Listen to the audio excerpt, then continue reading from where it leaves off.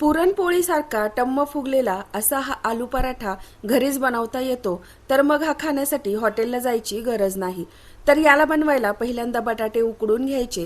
आता गव्हाचं पीठ घेतलं, यात मीठ, 1 चमचा तेल घातलं आणि पाणी टाकून चपातीसारखं मीडियम सॉफ्ट पीठ मळून घ्यायचं आणि झाकण ठेवून भिजू द्यायचं. बटाटे थंड झाले की याची साल काढायची आणि चमच्याने चांगले स्मॅश करायचे. बटाट्याच्या जाड फोडी ठेवायच्या नाही.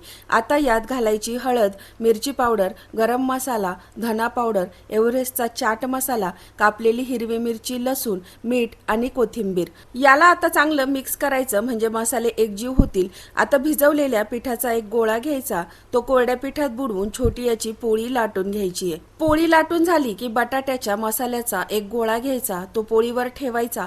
पुरणपोळीला करतो तशा कडा उचलून घ्यायच्या. याचं तोंड दाबून पिठात बुडवायचं. आता एकदम हलक्या हाताने जास्त जोर न देता पराठा लाटायचा. मीडियम जाड ठेवायचा, खूप पातळ नाही करायचा. लगेच गरम तव्यावर टाकला. दोन्ही साईडने अलटी पलटी करत मध्ये तूप किंवा तेल सोडत खरपूस भाजून घ्यायचा.